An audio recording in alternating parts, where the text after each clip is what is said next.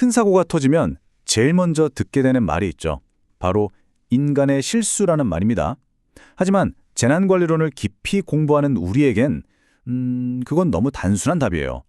그래서 오늘은 개인을 탓하는 그 쉬운 길에서 벗어나서 시스템 실패라는 훨씬 더 근본적인 원인을 한번 파헤쳐 보려고 합니다.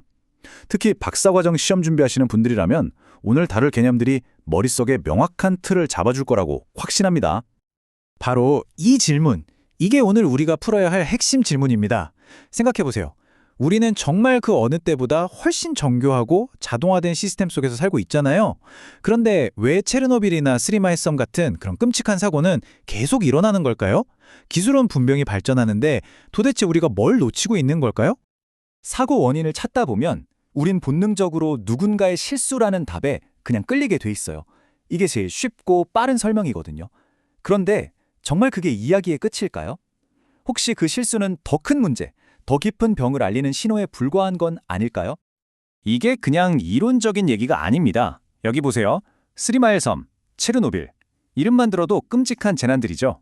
이 모든 사고의 초기 보고서는 딱 한마디로 요약되곤 했습니다. 운전원의 실수. 오늘 우리는 바로 그 꼬리표 뒤에 진짜 뭐가 숨어 있는지 제대로 보려고 합니다. 자, 그럼 지금부터 본격적으로 인간의 실수라는 걸 해부해 보겠습니다. 우선 왜 그냥 비난만 하면 안 되는지부터 시작해서요.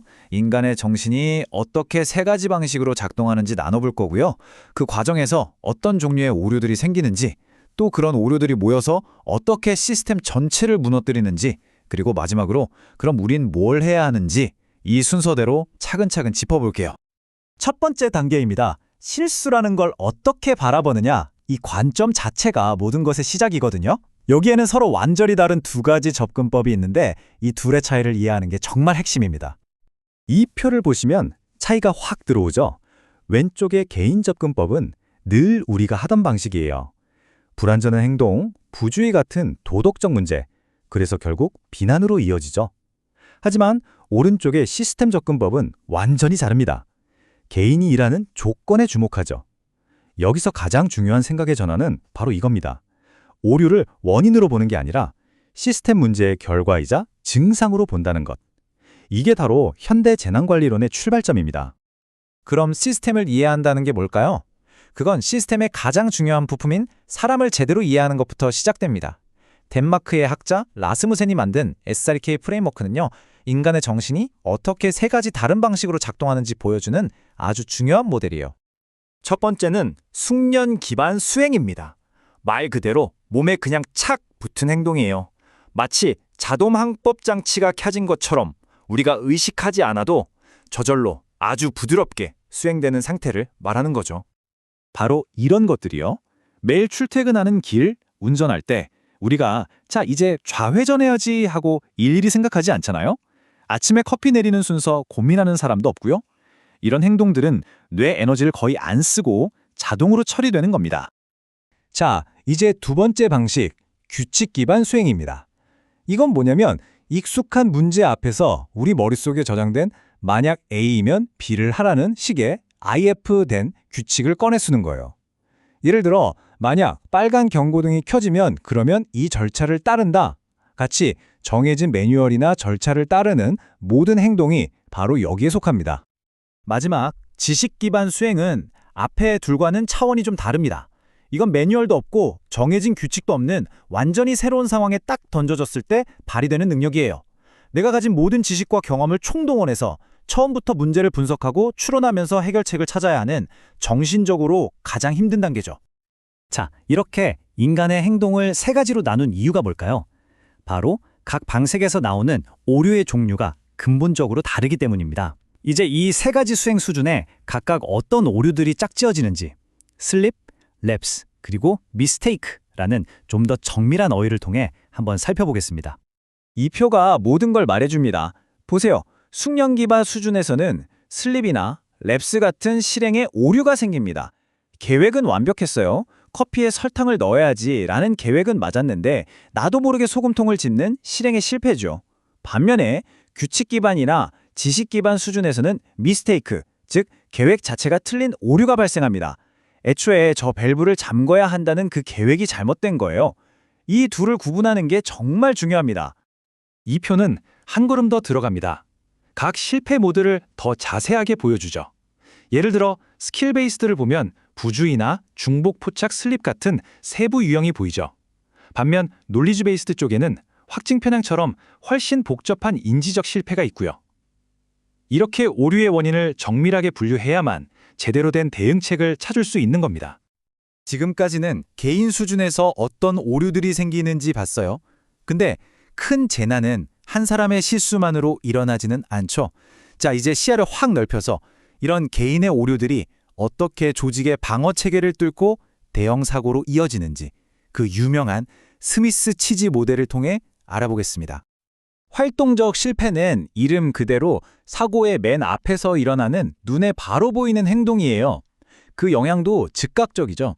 체르노빌 원전 운전원이 안전 절차를 무시하고 시스템을 꺼버린 것. 이게 바로 전형적인 활동적 실패입니다. 하지만 그 활동적 실패 뒤에는 항상 이게 숨어 있습니다. 바로 잠재적 조건. 시스템 안에 조용히 잠복해 있는 병원균 같은 거죠. 평소에는 잘 안 보이다가 결정적인 순간에 문제를 터뜨리는 부실한 설계, 부족한 훈련, 경영진의 잘못된 결정 같은 것들이 전부 여기에 해당됩니다. 그리고 이 두 가지가 어떻게 만나 사고를 일으키는지 보여주는 게 바로 이 스위스 치즈 모델입니다. 시스템의 여러 방어 체계는 구멍 뚫린 치즈 조각 같은 거예요. 완벽하지 않죠. 이 구멍들이 바로 잠재적 조건과 활동적 실패입니다. 평소에는 괜찮아요. 하지만 어느 순간 우연히 이 모든 구멍들이 일직선으로 딱 정렬될 때 위험은 모든 방어막을 뚫고 그대로 사고로 이어지는 겁니다. 자, 정리해보면 개인의 오류는 피할 수 없고 시스템의 방어벽엔 늘 구멍이 있다는 걸 알았습니다. 그럼 우리는 그냥 절망해야 할까요? 아니죠. 바로 여기서부터 우리는 비난을 넘어 회복 탄력성, 즉 더 안전한 시스템을 만드는 이야기로 나아가야 합니다. 만약 오늘 내용 중에 딱 하나만 기억해야 한다면 바로 이겁니다. 오류는 원인이 아니라 결과다. 우리는 사람을 문제의 원인으로 지목하는 그 습관부터 버려야 합니다. 대신 그들의 실수를 시스템 어딘가가 아프다고 소리치는 증상으로 봐야 한다는 거죠. 박사시험 준비하시는 분들, 이 표는 정말 별표 5개짜리입니다. 각 오류 유형의 특징을 완벽하게 비교해주고 있거든요. 예를 들어 탐지 용이성 항목을 한번 보세요. 스킬 베이스드 오류는 금방 발견되지만 널리지 베이스드 오류는 외부 도움 없이는 발견하기가 아주 어렵고 늦다고 나와 있죠. 바로 이런 차이점들이 시스템을 어떻게 설계해야 할지 방향을 알려주는 겁니다. 그래서 우리의 최종 목표는 바로 이것입니다. 실수하지 않는 완벽한 인간을 만드는 거요. 그건 불가능합니다.